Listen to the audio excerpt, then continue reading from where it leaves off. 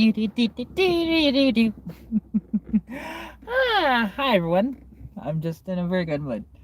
Welcome back to Katarina's Garage. My name is Katarina Lloyd, and well, as you can see, I am enjoying my convertible. I absolutely love this car, to be honest.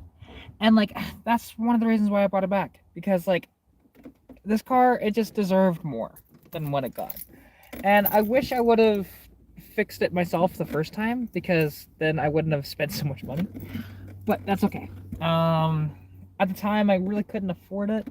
This time around, I could, but I mean that money's all but gone at this point. Like, it's pretty sad actually. And yeah, it's just one of those things that happens. But it's all good. But yeah, I'm really enjoying having my girl back. My convertible, and she's running good and everything. There's a couple of minor little teething issues. One I cannot fix. Unless if I took the tranny on and changed the valve body, which at that point I would just be swapping the tranny anyways, because I wouldn't keep a C5 in this car. I would go to probably an AOD or something like that.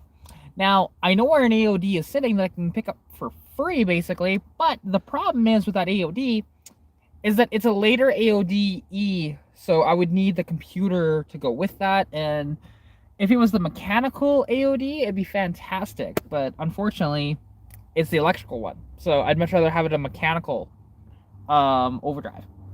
So with that in mind, yeah, I can't pick up that tranny for this car, because otherwise I would. I'd be over there, I'd just be contacting my friend Cody, who owns the car, and saying, hey, can I pull some parts off this car? Because he said I can. It's a 95 V6, so I've thought about pulling the front spindles off for a later, if I ever want to do a 5-lug conversion, I can very easily with those front spindles. And oddly enough, I know where there's a couple of rear axles too for a 5-lug conversion. So, yeah. I really need to clean that better, damn it. And now the problem is, I picked up some food the other day, and I picked up a root beer float for my dad, and unfortunately it dumped all over the seat, and I thought I got it all, but I guess I didn't, so I'll have to actually get in there with cleaner and probably get it, but it's fine. This thing is kind of dirty in here at the moment. I want to detail it out a little more, because yeah, there's some stuff that needs to be cleaned out in this car, but it runs freaking fantastically. I have no gripes with this thing hardly at all. There is the header bolts, which I need to tighten them up again. But to be honest, even when they were tightened again, that header leak happened. So I think that the header flange somehow got bent or warped or something, just ever so slightly, that you can't really notice it unless you're on a flat surface. So I mean, I do have those BBK headers that I was gonna sell, but maybe I'll just throw them on the car instead. They'll look good. They'll function fantastically. They'll give me power. I mean, I do have a standing offer of 200 bucks on them. I wanted more than that, but maybe I just dump them for that. Because I could use the money right now too, and just deal with the header leak, because it's not the end of the world. Just a little annoying, but because it sounds like a tick, but because I don't know if you'll be able to hear it. And thank you, Rashawn. I am too. And turn that down. There we go. Because right now you can't really hear that. But if you can hear it just a little bit up there. And it just sounds like a little bit of a tick. But not bad though, to be honest. And something though that actually, and I might put it on a different fuse in the future for the wiring, because the fuel pump is actually connected to the radio, which not ideal, to be honest, because if I want to turn the ignition on or whatever, or that I want to not have the ignition on but have it back, the fuel pump is still going, so I can't really listen to the radio because I'll just be putting too much fuel to the carburetor that way, right? So it's something that I do have to kind of pay attention to with that, but it's fine. For the most part, if I'm going to be sitting, I'll just be running the car anyways. So yeah, right now I'm in front of my house, just kind of enjoying it. I am going to clean this car out because I'm going to a car show tomorrow, which if if anybody is in the Calgary area, or even, you know, Red Deer or wherever, and they want to come down for a car show, come down to, it's actually New Horizon Mall in Balzac. And yes, it's called Balzac. It's not what you, the other word. Balzac. At New Horizon Mall there is a car show that happens every Wednesday from 5 till 8 o'clock, and it pulls so many cars. Like their record's over 400. So, hey Bubba, I definitely appreciate it. Thank you so much. Hi back.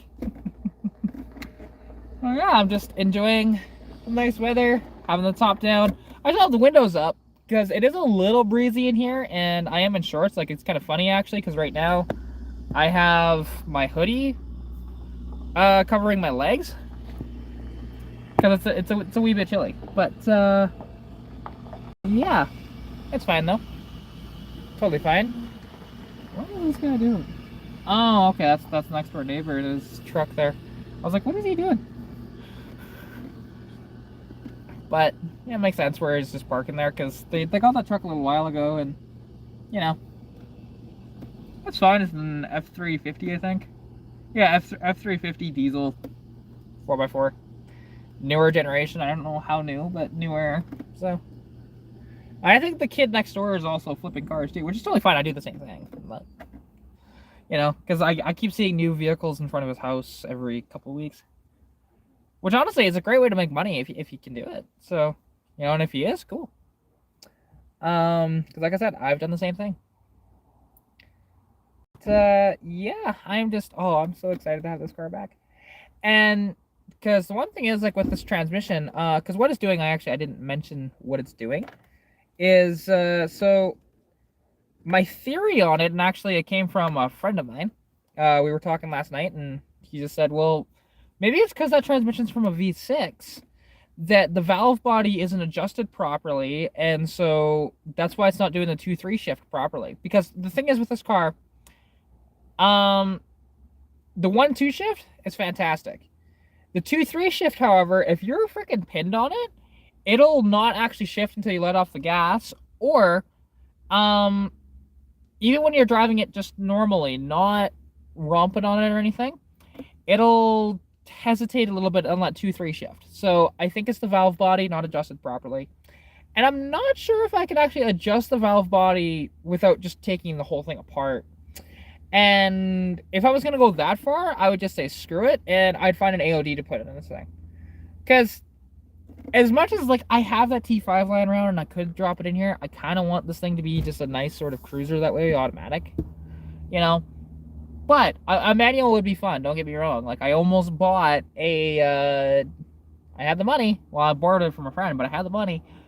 I almost bought an 83 convertible 5-liter 5-speed. It had weird options in it, because it had leather seats. And that's it. No power anything after that.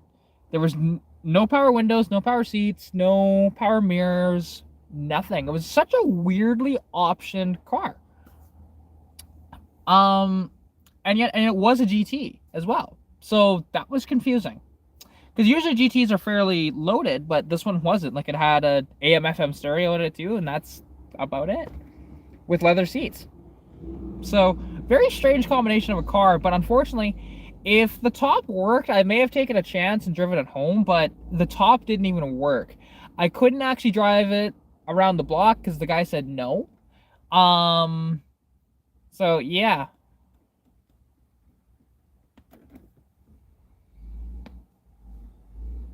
Oh, God.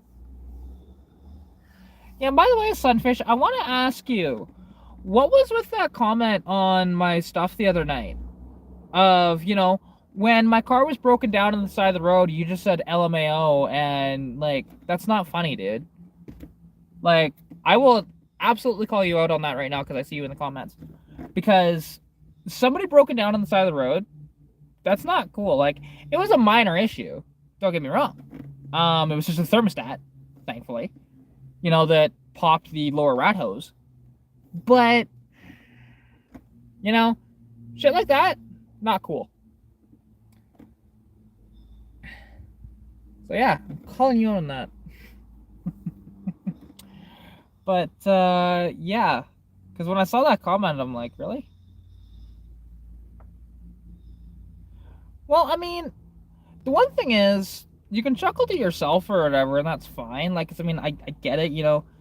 Like, but people breaking down the side of the road is never funny. Because, like, I was trying to go home, and that ended up costing me, that night, ended up costing me an extra $140 because I had to go get a freaking hotel room back in Edmonton on May long weekend, which was a freaking hassle, let me tell you. Because, yeah, no, that ended up costing me a lot more money. And then because of that, I actually had to spend another about $100 in stuff at the store for this car as well. Because I had to get more coolant, I had to get a new thermostat, I had to get a new thermostat housing gasket, and I did pick up a water pump gasket as well because I thought it was the water pump, but it turns out it wasn't, so I didn't swap the water pump. I just swapped the thermostat and the lower rat hose. So yeah, like that whole thing ended up costing me in the end about $250 for that breakdown. And then I feel bad as well because a friend of mine he has a tow truck, yes, and he's perfectly fine with doing it, but it's not the point of him going out of his way when he was just about ready to, you know, just watch a movie and go to bed, and then I call him to say, hey, I'm broken down on the side of the road, can you help me out? And so he comes down as well, so it ends up costing him money too. So no, there's nothing funny about that situation. Like, yeah, I can laugh about it, sure, but nobody else really should that way, right? Unless they're in the moment. So yeah, just future reference, just don't make comments like that because it's just rude, you know. That's all. Like, and I get it, that wasn't your intention, but when you do that on somebody's misfortunes, you know, it's gonna upset people. Absolutely. Because, I mean, how would you feel, you know, if you posted something like that and I did the same thing to you, right?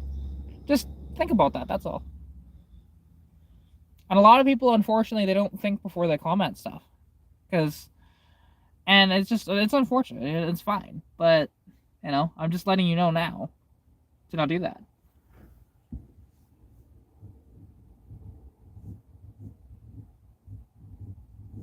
But anyways, so yeah, with this little car, like I said, the header is leaking on our passenger side, just a little bit. So I might be able to tighten up the bolts again and see if that fixes it. I don't think it will, but you never know. But then, yeah, like I said, I have to watch the transmission. I do have the rear end to go in this car. It just hasn't happened yet, and to be honest, it probably won't happen until after the summer. I just want to enjoy the car. I don't want to rip it apart right now.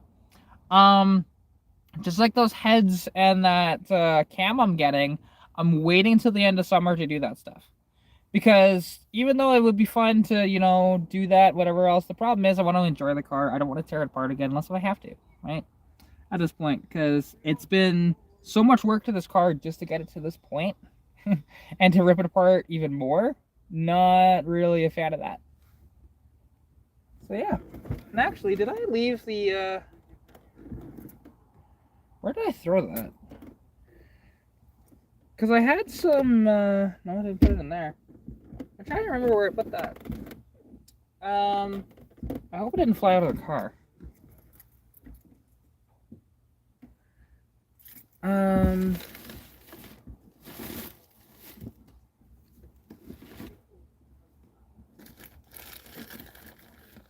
No, and that's one of the old harnesses. I don't know why he left this in the car. I'm not sure what this is for, but whatever. Yeah, because I'm trying to find my, I do have some of this stuff around here somewhere. Some more of it to finish under the hood. Because, yeah, I didn't quite finish all of the detail work under the hood yet. And there's still a lot more to do, and, like, there's stuff that I will have to, because unfortunately, like, my friend, Keith, like, he did something kind of nice, but he did not tape off anything when he did it. Because he chopped off, because, like, the one thing is I wanted AC on this car, and the problem is the AC for a T-Bird, turns out, actually sits a lot higher, which is kind of weird, because the T-Birds, like an 88 T-Bird, has such a low sort of hood line. So you would have thought that it would have cleared, but apparently not. Mustang has even lower hood line than a T-Bird, so thoughts for the future on that. But yeah, like, so we had to cut the brace, the middle brace, out, or at least part of it out, and then he painted it. But like I said, he did not tape off anything, he did not cover up anything, so there's a lot of overspray under the hood, and it's like, oh man. So I gotta clean that stuff up. It's all over the rubber and stuff like that too, which that's the easy part to get rid of. The hard part is, well, the other stuff.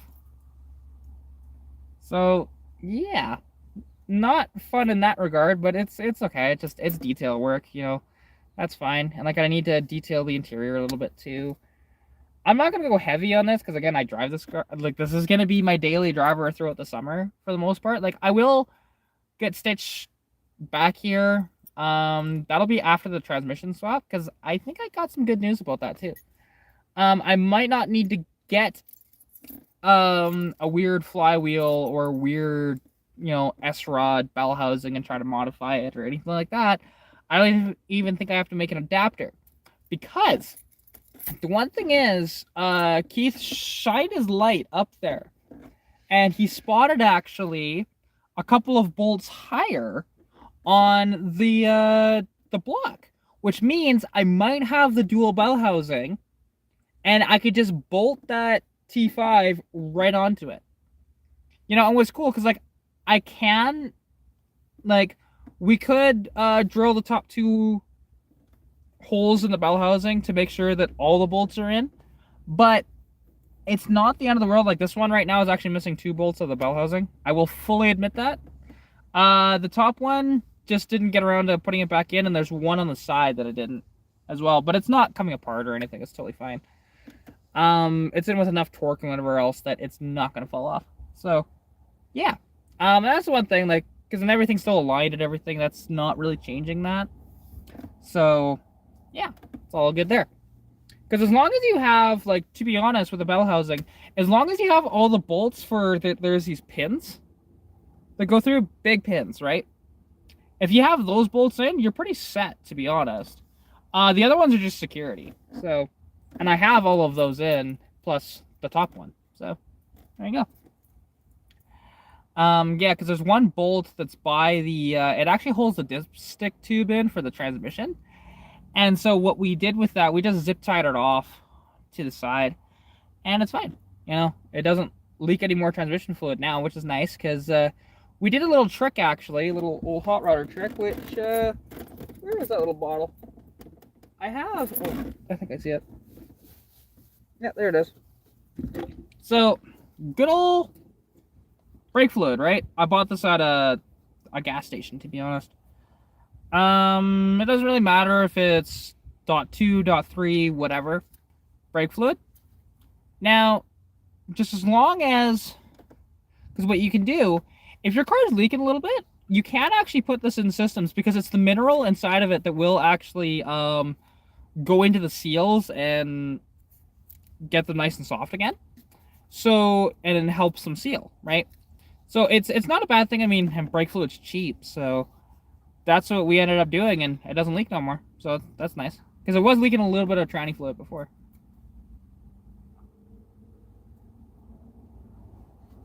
And like, and to be honest, you know, the little bit that we put in there, because the thing is, yeah, you don't want to like use a giant thing, but basically, so that this little thing, we only used about half of it, give or take, like about there in the bottle. You can kind of feel the liquid around that point. Yeah, put that in there, and then yeah, it's sealed right up. It's no longer leaking any tranny fluid, so that's really nice. So now this thing doesn't leak at all, which is fantastic. The other car leaks oil, which is annoying. I've been fighting that oil leak for years, to be honest. Like, I had it good for a little bit, and then it came back. Because that damn valve cover always wants to leak no matter what. No matter what I do with it. So, put nice gaskets in it. Hey, look, it still leaks. Put a, you know, gluing it to the valve cover. Hey, look, it still leaks. Just like, I can't win with that damn thing. So, and actually, what I want to do here, I'm not going to drive the car, but I just want to knock the window down. Whoops, wrong one. There we go. And then just clean the windshield a little. That's one nice thing about a microfiber is you can do this fairly simple. Just some water staining on the windshield, that's all. Just nice old microfibers, which I've had this microfiber for over a year now. And I've used it on many different things. See, that's the convenience of a convertible. You know, clean your windshield. You don't even have to get out of the car.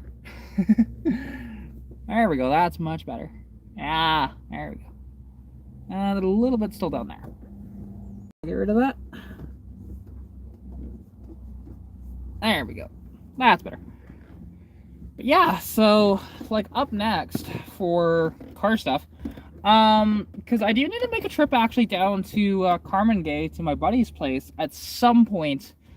I need to see when he's available because we're gonna do something cool to this car that'll stiffen it up a bit as well. So that's nice because these convertibles, they have so much flex. Like, well, you can actually hear it with the window down. You can hear it because when I close the door, you can kind of hear that little bit of a shake almost, and that's just typical convertible stuff, right? So, and now that this thing has a V8 in it as well, trying to put as much bracing as I can in it without being excessive. Like, so what we're gonna do is we're gonna build a roll bar for this thing, which will be so cool, and it'll be functional to where you can still sit in the back seat and stuff like that. Because I'll still have backseat passengers every now and then, not very often, but enough to where I want to still utilize the back seat. So yeah, gotta put a roll bar in it, and then I have subframe connectors for this car as well. And there are actually on convertibles, there are these plates that are just spot welded in.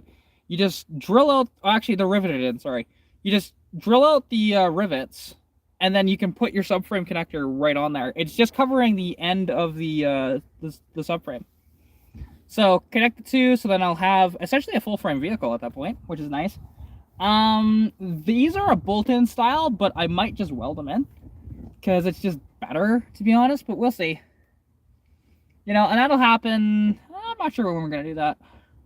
That might be an end of summer project as well. So, we'll see. Because for now, it's totally fine. The only thing I'm concerned about is the transmission. Like, I hope that I do not grenade this transmission. Because again, it's a C5, which I don't think they ever put a C5 under a V8. I could be wrong, but I thought they were V6 only. And I think because they went, I think for the V8s, they went from the C4 directly to the AOD. But could be wrong. Oh, same here, to be honest. Like, I was worried there was a water pump. Like, I had a water pump from the old motor that, it's a good water pump. It's still freaking brand new.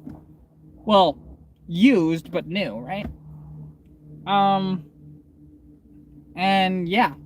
So, and I could throw that in the car, to be honest. It's not a bad idea, but like, what I'm going to do is I'm going to wait till that water pump kicks out, and then I have a new water pump to dump in it, right? It's in the trunk along with the gaskets for it, so pretty good there.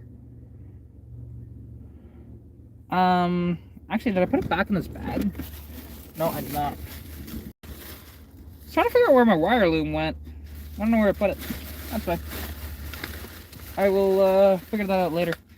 Because yeah, like I said, I was doing some cleanup under the hood, and it's looking much better under there. Although it's funny that if you look at my latest video, actually, there's a guy that, no word of a lie, talking completely out of his ass, and it's hilarious. Because, like, the one thing is, he starts off his comment by saying, your car's not an 86, because those are fuel injected. Do you not notice the custom intake and the poly carburetor that I put on it? Like, so that's number one. Number two, I actually, and he says it's not because it's not an 86 because of that. And also he said that 86s were the first year for the Aero Mustang. That's not true. That was 87. And stuff like that. And like, and he keeps going on and on saying, hey, you should flush your system, which I've already done that. This motor is actually clean inside. It's kind of nice for once. The rad might still be a little dirty. We tried to flush it as best we could, but after running the hose through it for half an hour, there was still stuff coming out, and we just finally said, okay, enough is enough. Because clearly the previous owner of this thing, like in the cooling system, he must have put some head gasket in a can or something like that in it, and it just, whatever it was, just this kind of goop that was just awful, you know? And yeah, like, and some of that stuff works, absolutely, and doesn't ruin your system, but, which is surprising actually. However, whatever he used didn't work. So, yeah. So, there's a little bit of residual stuff, but it's not the end of the world. It's clean enough to where I'm happy with it, and it runs cool. It's nice. Like, well, see, I wouldn't have trusted it, but except for roadkill, like, I think it's K-Seal, is K-Seal head gasket in a can. Actually works. It's freaking weird.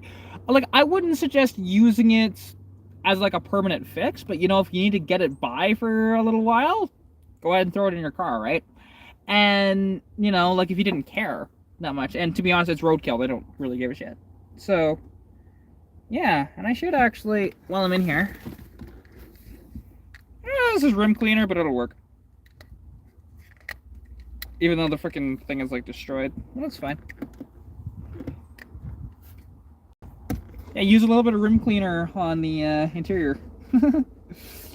Just get all the frickin' dirt out of it. Or try to, anyways. Because, like, these frickin' door handles or these door pulls are just frickin' covered. The steering wheel is too. Yeah, oh yeah, and it does. Like, and the thing is, and I mean, they've taken multi-hundred-mile road trips with the stuff in their car, and it's worked fine. It blows my mind that it actually works, because most of that stuff, they say it works, but it never does. But roadkill tested it, so, and they swear by that stuff all the time. You know, pretty much any vehicle that they buy, they like bring this stuff with them. Let's see, can I get this a little cleaner in here? Come on. Because, yeah, because I am going to a car show tomorrow, so I do want to clean this thing out a little. I mean, and even if the weather's bad, I'm still going, because I'm going to be selling some parts, which are actually in the trunk, so. No, that's looking a little better anyways. A little bit. Just got all the egregious stuff off. Because, yeah, you know when a steering wheel is really dirty, when it's a black steering wheel and it shows. There we go, that's better.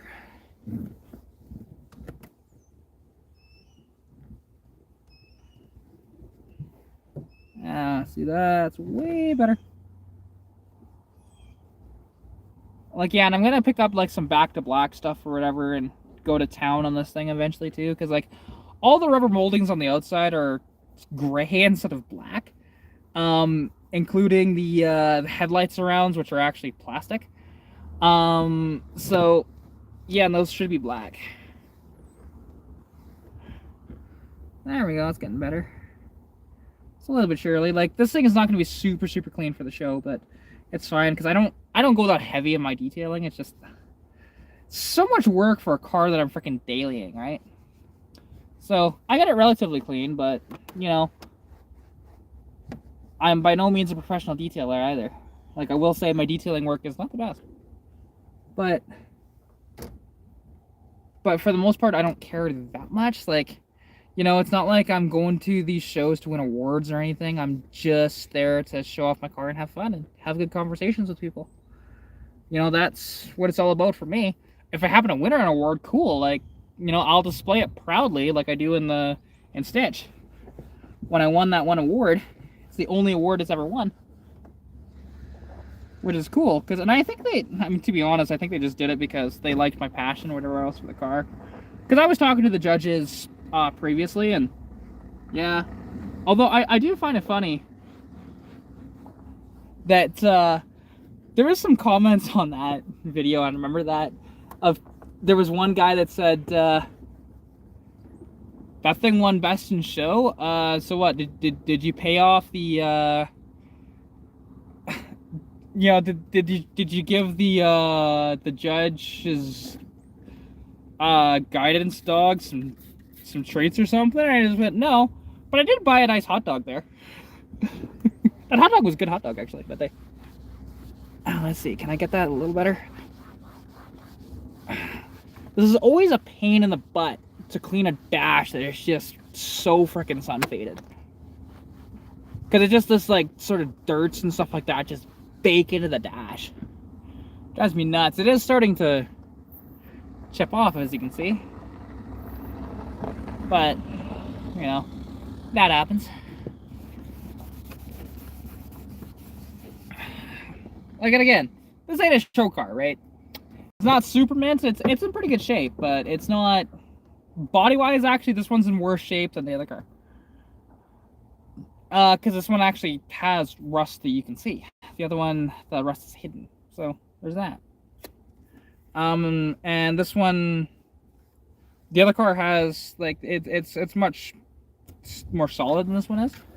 It's still a fantastic car and all together and stuff, but it is getting a little crusty. So, I'll have to address that at some point, too.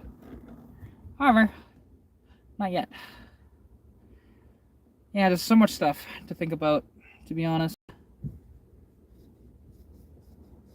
And there's always something with these cars, right? There's always something that you can do with an old car.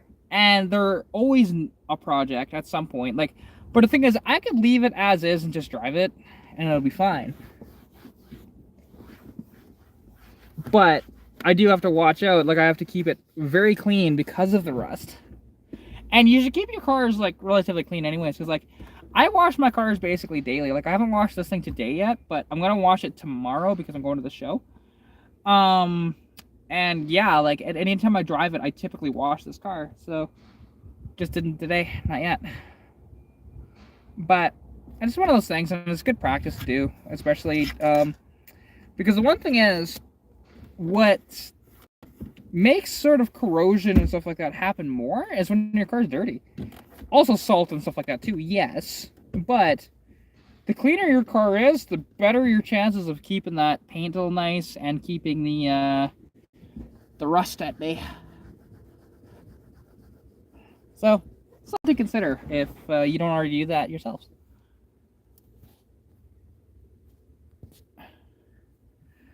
But yeah, like, this car is just so much fun to have back. And, you know, having a V8 power and stuff like that, too, it's very fun. Like, this car isn't super fast, but it's a hell of a lot quicker than what Stitch is, that's for sure. You know, and, like, because the one thing is, and my goal with Stitch is actually going to be, can it outrun this car when I'm done with it? Because this car, now, I need to modify this thing a little more to get it to where I want. Because what I mentioned was, like, a mildly modded car. Which, I mean, this thing is mildly modded, but, you know, put a proper exhaust system on it. Put proper headers on it, not the factory headers like I have on here that are very restrictive.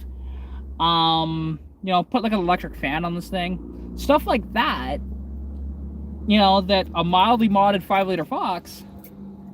And then build out Stitch to see if it'll outrun this car.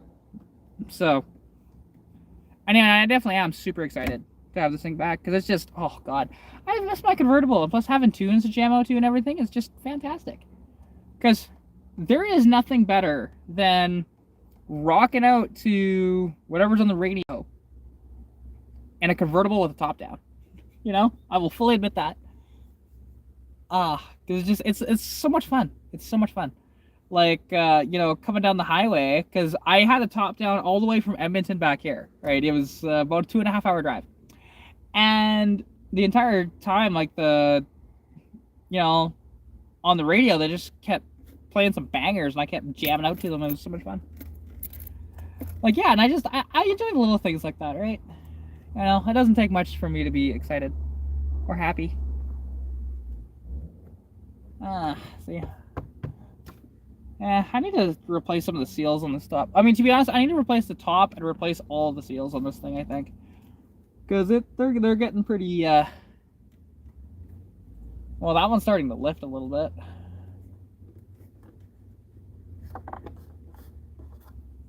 But it happens with these old cars, right? There's always something. Always something. But, you know, and this car, I mean, because when I owned it, you know, I wanted to keep it mostly original just because it was such a nice car. And I was the third owner of the car. Now, though, obviously we've ruined the originality because it doesn't have the V6 anymore. But that's totally fine. And oddly enough, it's kind of funny because gas mileage wise, it's getting, I think, a little better gas mileage than that V6 did, which is funny, right? This carbureted V8 is getting better gas mileage than the injected V6, which is funny because, you know, like, and it just goes to show you how bad the CFI systems were. I mean, that motor was hurt too, to be honest, but still, like a CFI C5 V6. If it was running optimal, I may have gotten like 20 miles of the gallon. Right now in this car, I'm getting, I think it's 22 at the moment. So, and with the V6, I only got like 19, 20. It was bad, to be honest. And like right now, this thing is getting about the same gas mileage as my inline six. Because the inline six, it runs fantastically, but for whatever reason, it's just not getting that great of gas mileage right now. I don't know why. So, I might need to put some cleaner through it. And I do have some nicer AMSOIL stuff for like the gas and the oil and whatever else, and just completely flush out the system that way and, you know, make it good again. So, and that might be what it needs, because I haven't flushed out the oil system. I have flushed out, well, kind of flushed out the fuel system, so, in that car.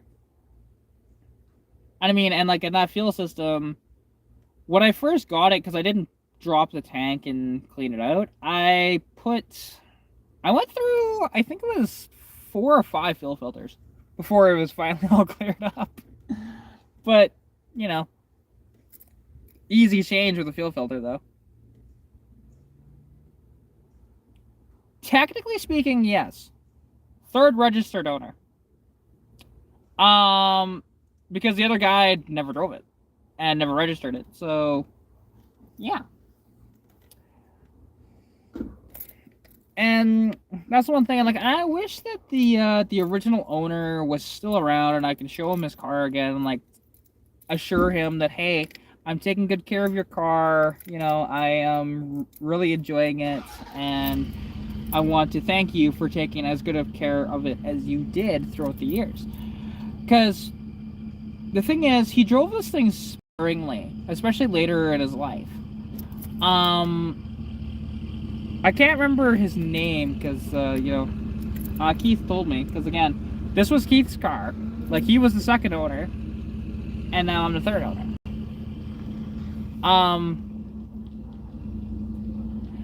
And the thing is, he had an old, like, 70s sort of Dodge boogie wagon, right? Boogie van. Fantastic, honestly. Like, from what I heard, it was all psychedelic and stuff and really cool, to be honest.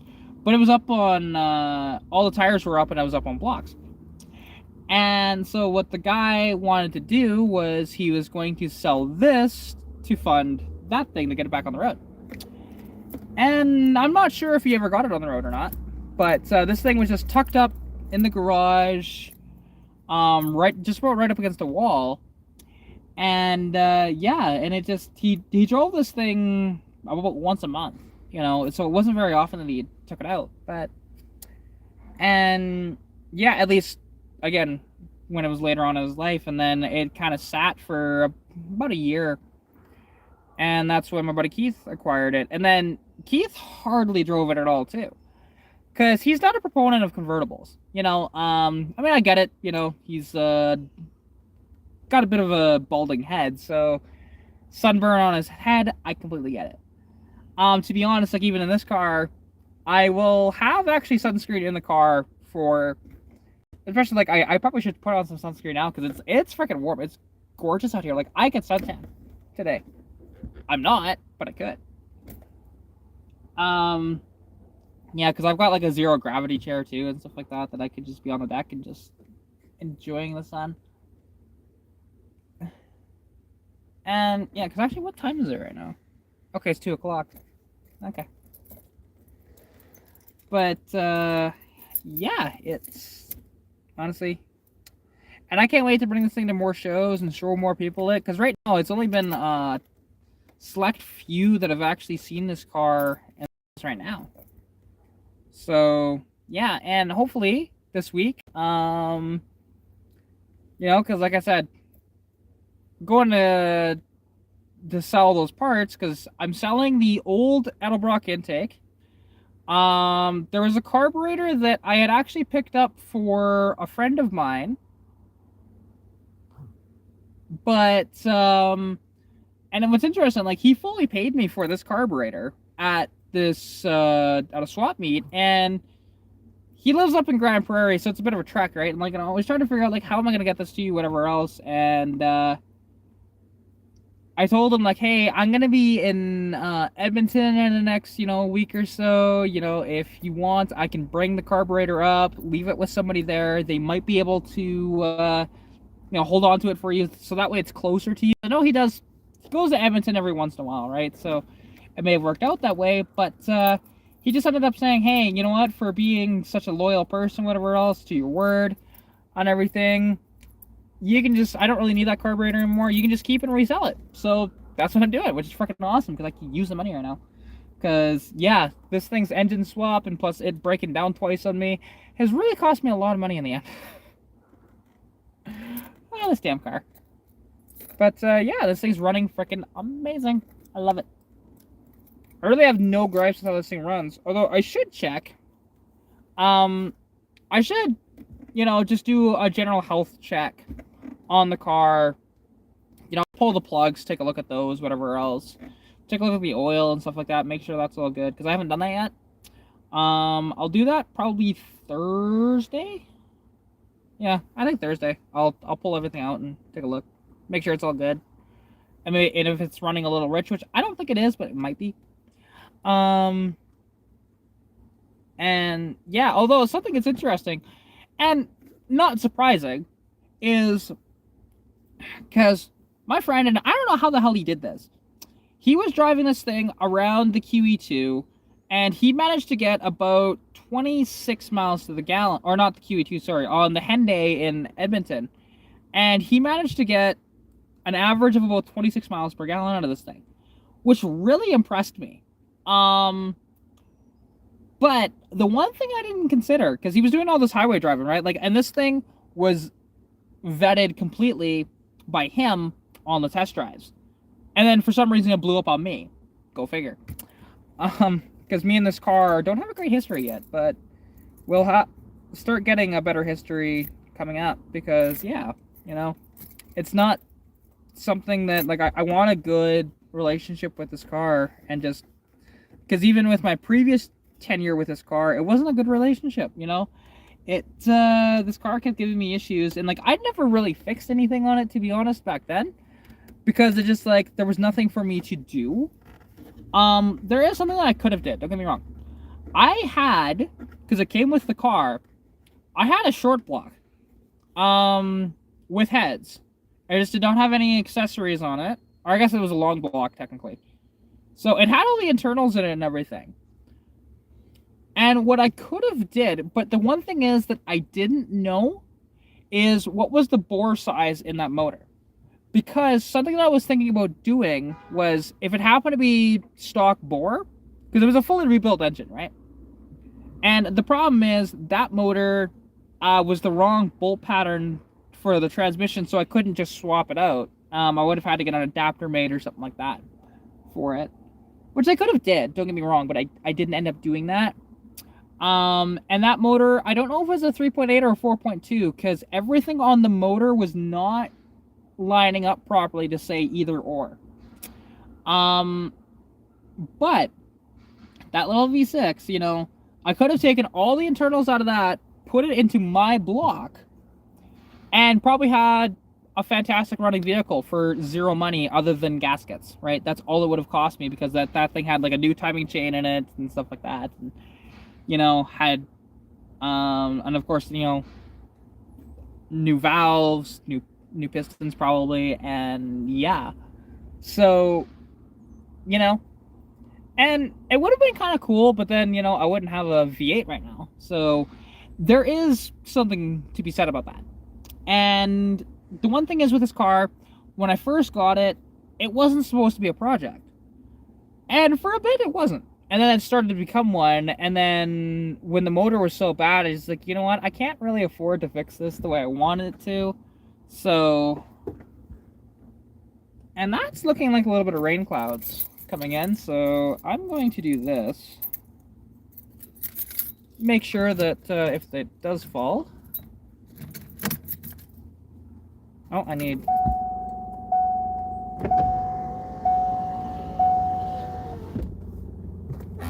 Yeah, because that's looking like a little bit of rain. And it takes like no time to put at the top either. It's kind of nice.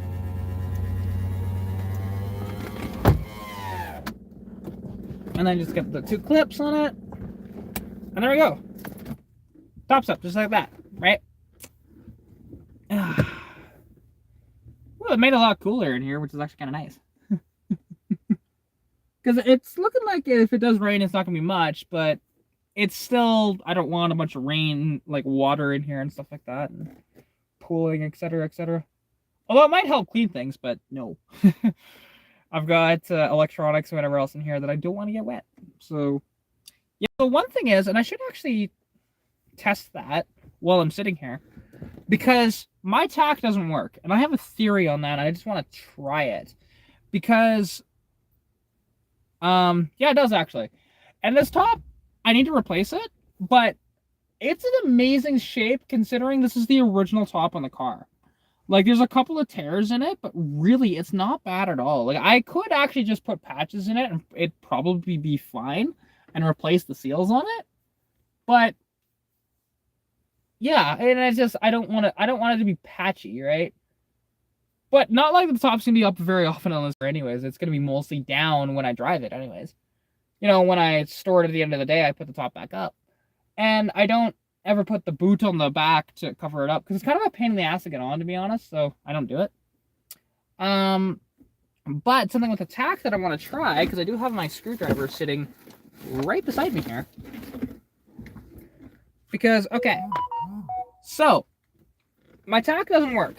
Ever since putting the MSD box in, it doesn't work. And what my theory is, because there is a switch on this one, and I'll show you guys that.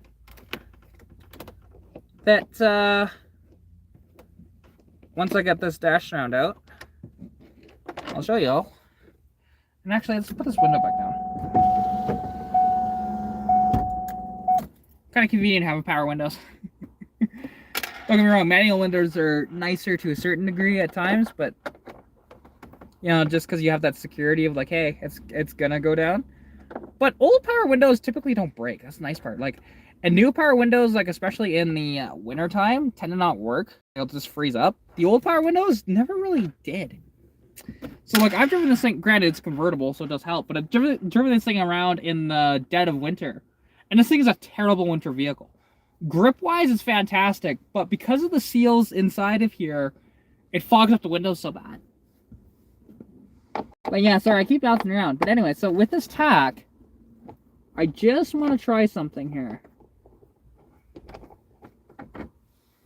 Because just let me get the surround out and I'll show you guys what I'm going to try here.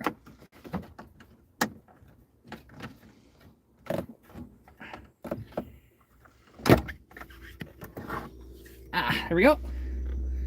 Dash transfer completely out, and what's nice is if this shroud ever breaks, I've got a spare one of these. So, okay, so if we take a look, in this cluster, and now there's quite a few of these clusters that have them. Some of the early ones don't, but you see down here where it says 4, 6, and 8. Now the thing is, this is actually for if you're going to swap the car. You can use this cluster in any of these, but it's currently on 8s, but it's not working. It did work on 6 before, so I do want to try that and see if it makes a difference. So it just takes a flathead screwdriver in that hole and just to turn it. So that's what I'm going to do right now. And again, not all Fox bodies have that, but a lot of them do. Like some of the earlier ones don't, but this one happens to. So give me that will work. As long as stuff doesn't get in my way.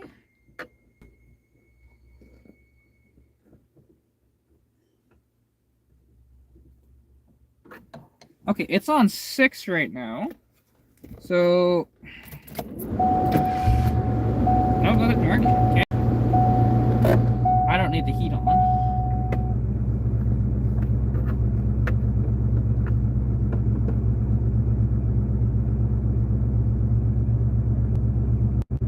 No.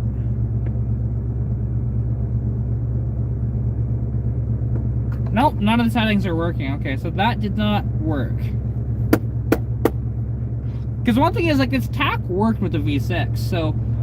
And it did work with the V8 as well. The other V8. But putting the MSD in it, it doesn't work anymore for some reason. And that's probably wired in and everything, but...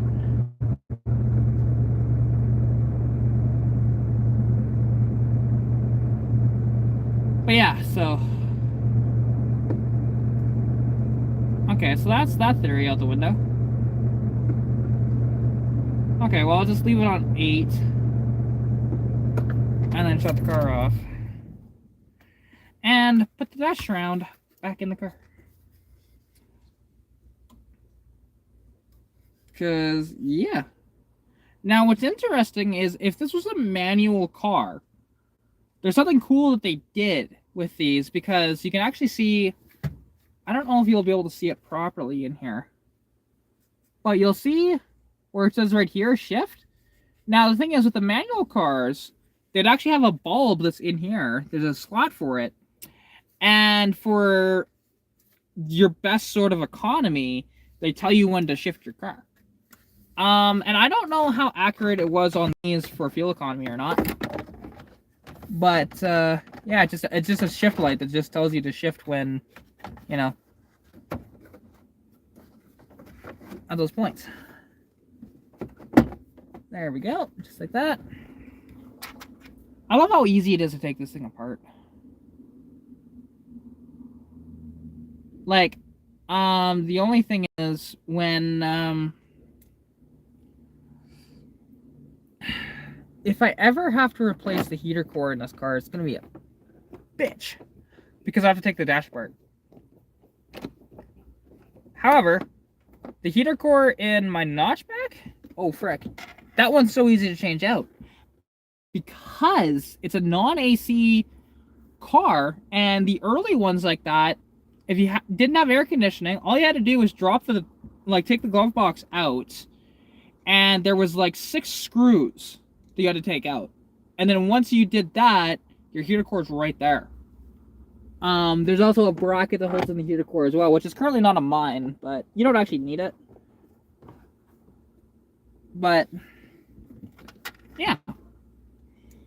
So that's one thing, and I was asking my buddy Keith, actually, because this thing doesn't put out, like, gobs of heat, you know, when you have the heat on. And I just asked him, you know, is that kind of normal? I was just like, no, not really.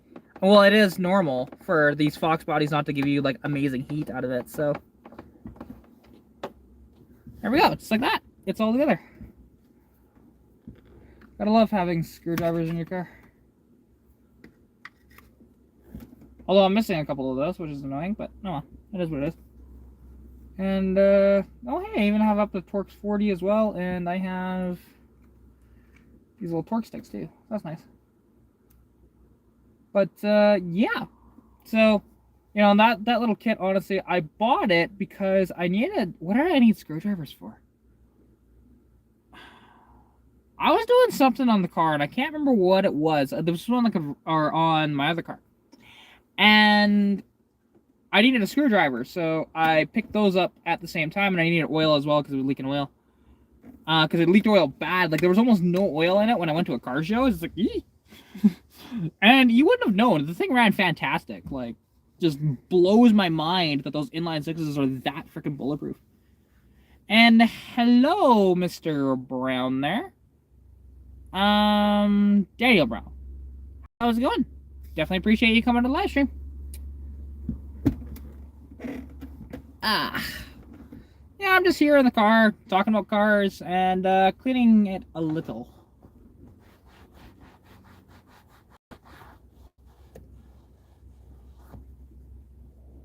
I've already done that on this, so that's totally fine. It's probably not a bad idea to do it again, though. but I have done that. So, yeah. Because technically speaking, the shop, like on this car, they actually did do a reverse flush that way, even though, like the one thing is though, Fox bodies never gave out like a ton of heat. Like, because here's the thing, when I think of a heater core, I think of a Dodge heater core that just puts out so much heat. Like even in the dead of winter, you could be wearing a heavy coat and gloves and stuff like that, and you'll start sweating. That's what I'm used to for a heater core. These Fox bodies, don't get me wrong, they put a decent amount of heat, but it's nowhere near what the Dodges do. So that's what I'm used to, right? When it comes to that over the years. Because my family has owned mostly Dodges throughout my life. Because the only non-Dodge actually that we had was Pontiac GTP, and there was a Volvo 240, and the Saturn SC2. That's it. Everything else has been a Chrysler product. I mean, hell, I'm even staring at one right now, which is my Magnum, which I don't know, I have to clean that car up to actually do a video on it properly, but I might actually do like sort of a review on his car as a review thing in the future, because there are people that like go nuts for these Magnums. Like, and to be honest, they're a nice car and everything. They're not my favorite, but I do like them. And do I really want one? Not really. Because I know what's involved with trying to keep one up, and it's a pain. And they get expensive, too. So, yeah. And it's just the way it drives. Like, it drives good and everything, but...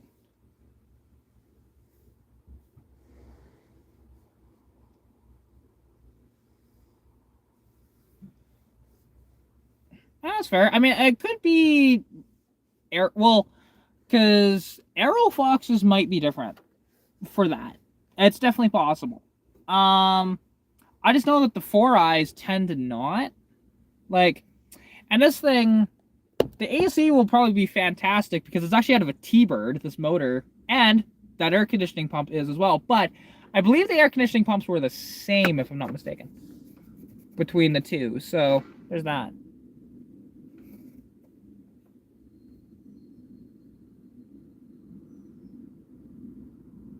Oh, my bad. Funny. Very funny. Yeah, sorry. Yeah, I thought I read something different. That's funny. Yeah, that means you should probably fix that. I mean, that's one thing, and like, and it's so funny because there are so many people that will delete air conditioning in their cars. And I'm happy that the guy that like I sold this to, he deleted the compressor, but he didn't delete anything else. Obviously he got rid of the lines too. But the wiring harness is still there because like I could turn on the AC right now. I'm not going to, but I could, right? And yeah. Because obviously there's probably still going to be some residual stuff in there. And what's nice is that this car has been changed over to R134.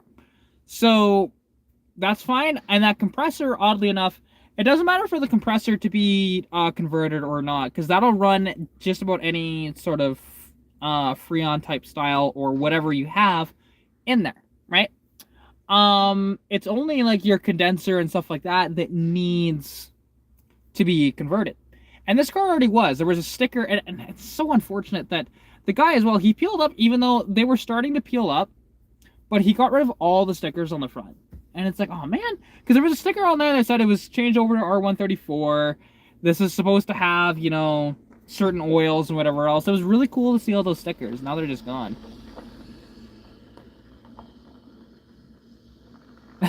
Fair enough.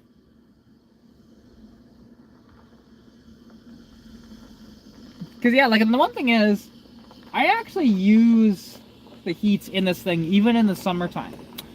And, because, like, yesterday, when I was driving this thing, I was driving it with the top down, But because it was, you know, a little chillier, and even like coming back from Edmonton, I was driving with the top down and the heat on, because going down the highway, it gets a little cold. Or it can, anyways, when it's not super, super hot. It was, I think it was 18 degrees that day. And that's Celsius, not Fahrenheit. So, yeah, which I'm not sure what that is in Fahrenheit, to be honest, but it's warm. Like, beautiful day. Like, even today, it's beautiful outside. And actually, it looks like that bad weather blew over, so I can actually... And you can hear the fuel pump come on there. It is kind of annoying, but... Because it's a very loud fuel pump. Like, I'm amazed at how loud that thing is. Because it's your typical... Everybody uses them. It's... Because it's not the original fuel pump. He didn't end up using that, which I find kind of interesting, because it probably would have worked just fine, but he would have just had to put a regulator in the system, and, you know, but instead, and I don't know if he dropped the fuel tank in this thing. I have no idea if he's done that. Because again, I don't know what he did, and I'm not going to message him, because I haven't said his name directly, but I have kind of slandered his freaking work. So, and I don't trust most things he says. Okay, that one's tight. That one's tight.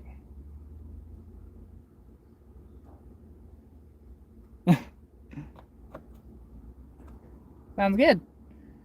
Yeah, I just noticed, oh, that one's loose too.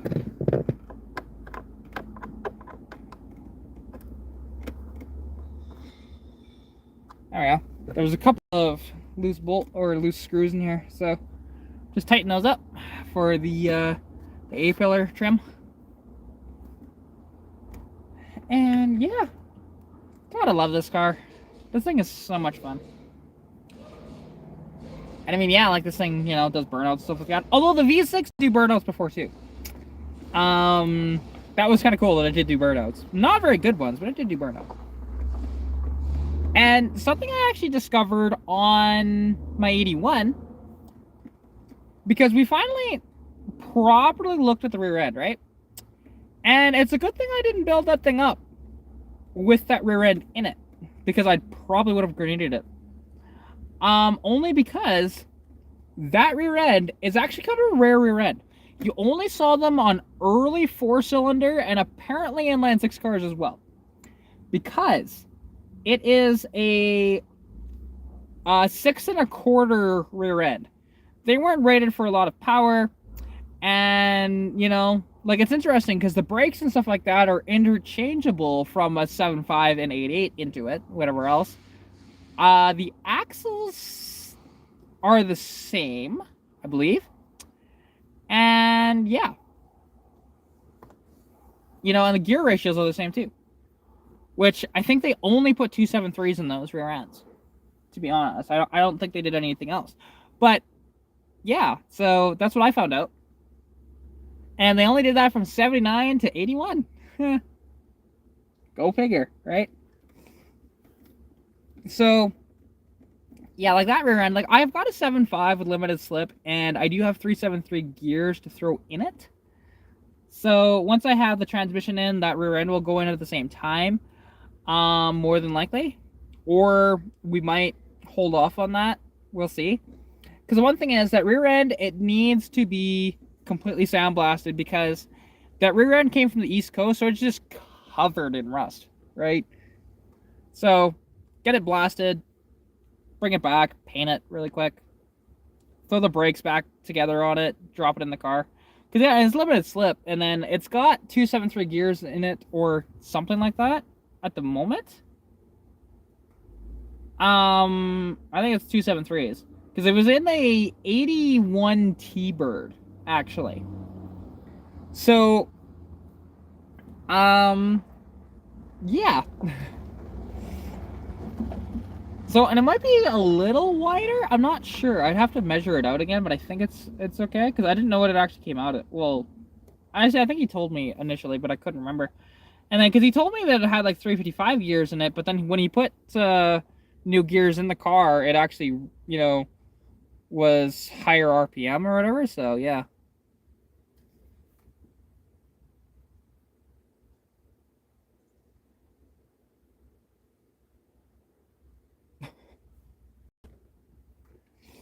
Ah.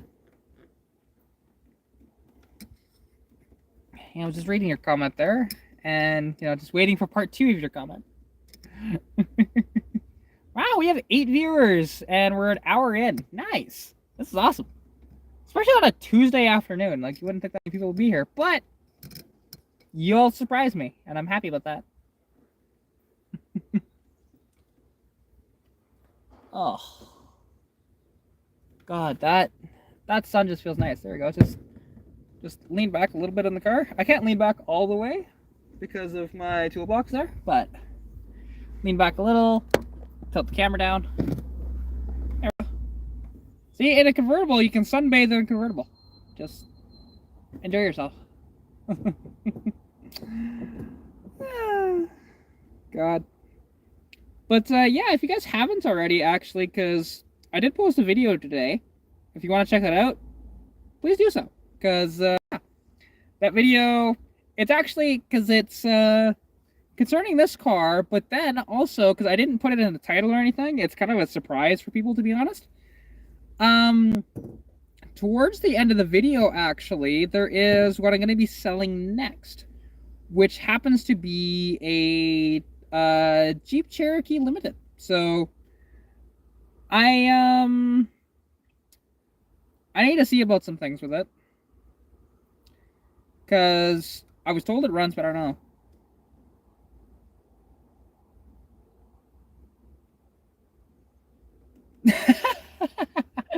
That's funny. Ah. Oh, God. Although what's funny is there was a guy in one of the Fox Body groups. Because like anybody that tells me to swap this engine for anything else, I just give them a laugh react. But then I had to comment on this one. Because, I was seeing all these, LS swap your car, LS swap your car, and I just give it a laugh react every time. But then there's this guy that said 2.3 Lima swap it. So, I replied to the comment. I said, like, are you okay? Like, were you hurt as a child? Like, this is no, just no, right? I said that, and then he replied back to me like 20 minutes later. Yeah, I was dropped on my head as a child, and I said, that explains it. Do I need to call somebody? Just too fun, right? And I love that the guy was a good sport about it. Because those type of comments are just fun to deal with,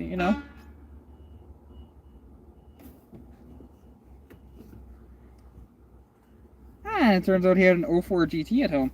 See, yeah, I mean, 04 GT, fun car. I'll actually, this summer at some point, I'll actually get to review a GT. It's a modified GT, but a GT nonetheless. And because he's essentially, because my buddy Cody, he is essentially building a Terminator without the supercharger. So he's putting Mark 8 heads on it. He's got all the timing chains or whatever else for it. And yeah. So the thing is going to be a freaking monster. It already is.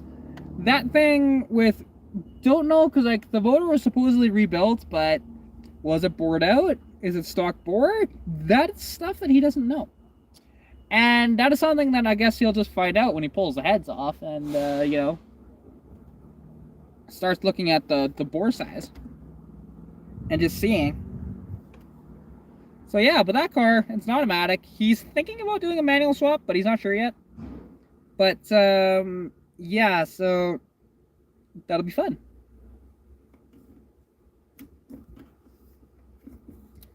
And that'll be a review coming on my channel, like I said, this summertime.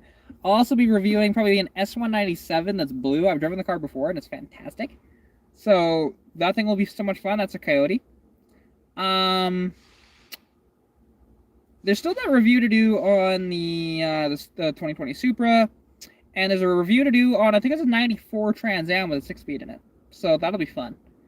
That might be the most fun because it's the only manual transmission that I'll be driving for a review. So, and then there's my buddy's Lincoln Mark 8, which he said that, you know, I can do a review of it, which is cool. He's just not very comfortable being on camera, but, you know, like I told him, I mean, if you're not comfortable with it, I mean, I don't have to do one on your car. It's totally fine. I can just drive it normally, and I'm totally fine with that, although I would love to do a video. So, we shall see. That one is a maybe. Because that's the one thing. I mean, for the most part, he won't really be on camera. He'll be on camera a little, but... Because it doesn't matter how hard you try. If I'm filming your car, chances are you're in the background somewhere. It's just how it goes. That's where that cat's from. Okay. I didn't know that cat was from there. There's this black fluffy cat that always gets out of their house. And it's been on our deck a few times. You know, kind of terrorizing our cats, whatever else. But the thing is, when you go up to it, not very friendly, but I just noticed the neighbor kind of going behind the cat and like stomp on the ground, and it ran back into the house.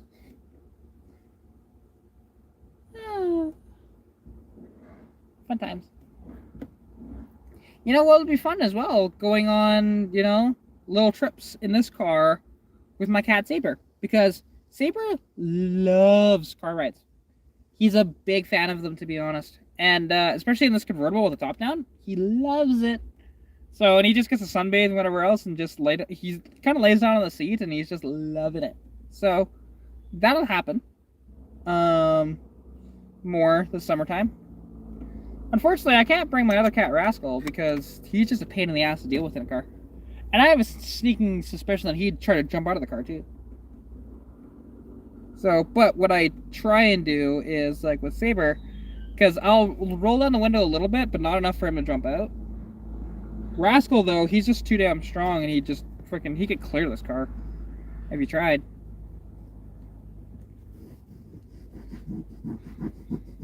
And Saber's just old and has arthritis, whatever else, so... Yeah. So nice. I love my sunshine, my lovely sunshine. That's the one thing. I'll be cursing at the sun in a few weeks when it's too hot, but right now, it's actually okay. Like, I could use like a bottle of water or something at the moment, but I'll get that after I'm done the live stream, because I won't be on here too terribly much longer. Although it's surprising, I have 7 viewers. So, you know, I saw 8 there for a second, but dropped back down to 7. However, I definitely appreciate every single one of y'all being here. And oh, I never noticed that. Okay, so the clip is actually gone? Huh. That's why that doesn't stay in there properly. I just realized that on my driver's side, the wait, is that just push in there? Hang on. Oh! Okay, that's how that works. Interesting. They didn't put a proper screw in there? Really? Okay, they did. But... okay, so that retains it. For you to put your screw in. Oh, okay. That's kind of smart, actually. Because they didn't do that in the early ones. Let me tell you that.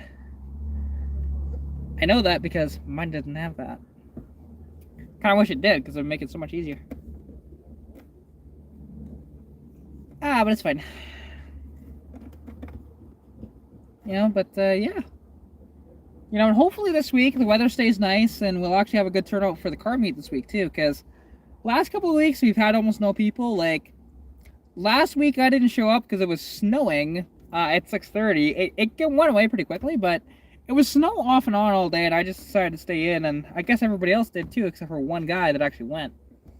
So, yeah, and I had somebody last night message me, and it was kind of cool because they asked if our meets are EV friendly, and I guess I've had issues with that, which I understand why, because there are snobs out there. honestly, you can bring whatever you want. We're not going to judge anything. That's just how we are. So, yeah. So that's fun. Very fun.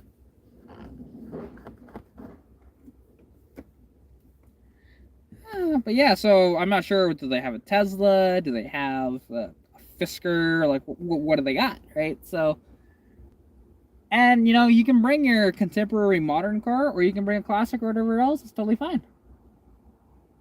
So, and I see my dad outside. I'm not sure what he's doing. But, because I know he wanted to measure some stuff out here, which I can help him with. But,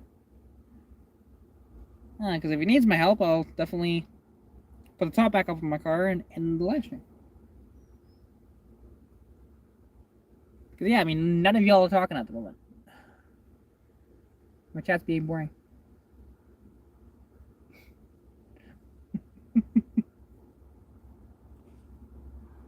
Oh, that breeze is nice. Keep the breeze up. There we go. No, come back, breeze.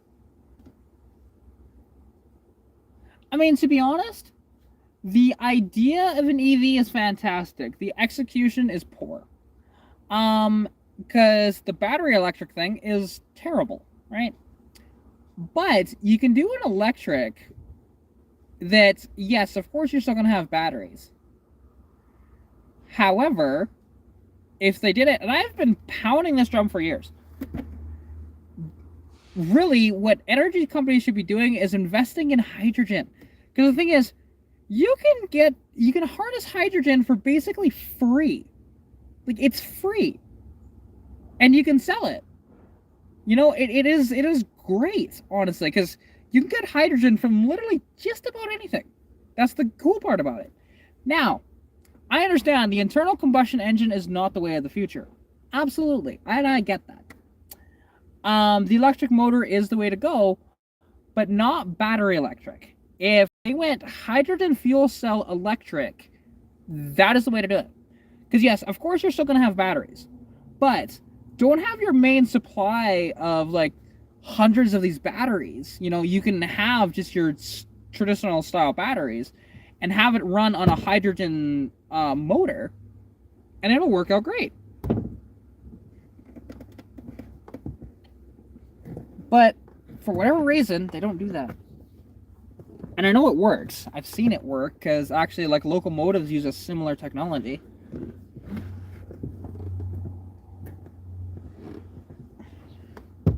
Nah, that just pops up no matter what. Okay, that's fine.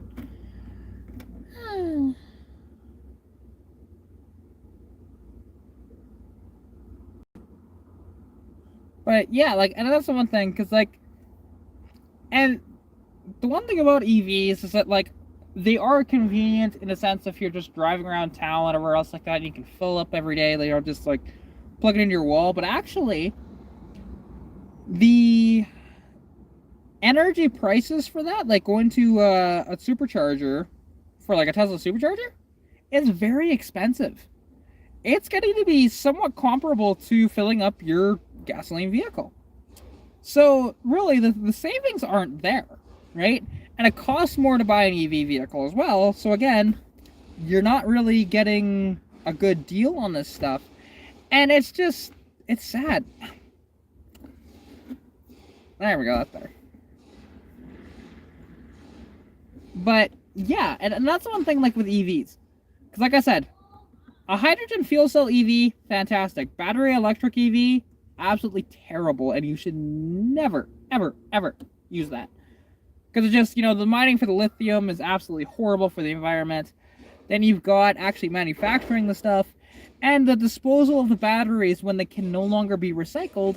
And we're currently only at about an 85% recycle rate for batteries at the moment.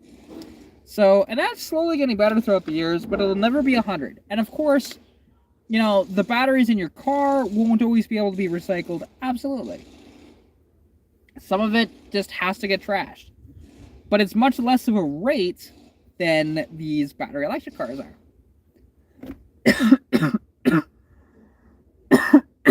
Because, we might have 1 or 2 batteries in our cars. They have hundreds, right?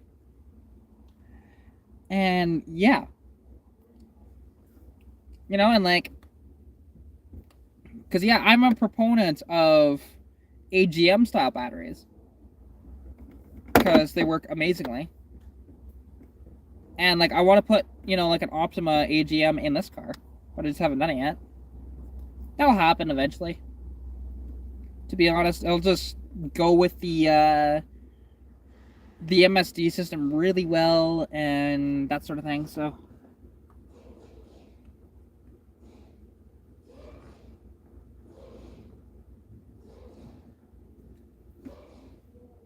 yeah, because I love the Optima that is in Stitch, my 81 notchback, but this car just has this plain old Napa battery. It's fine, it works, but it's not ideal. So, because like the Napa battery, it works and everything, but the Optima is just way better. Like I noticed in my car that it starts easier when I put the Optima in, and it also performs a little better too. But it's because the alternator doesn't need to work as hard, to put as much voltage into the battery. They just retain their freaking voltage so well.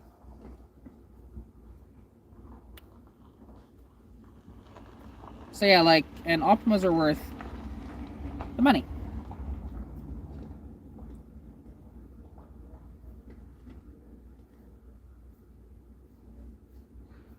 Ah.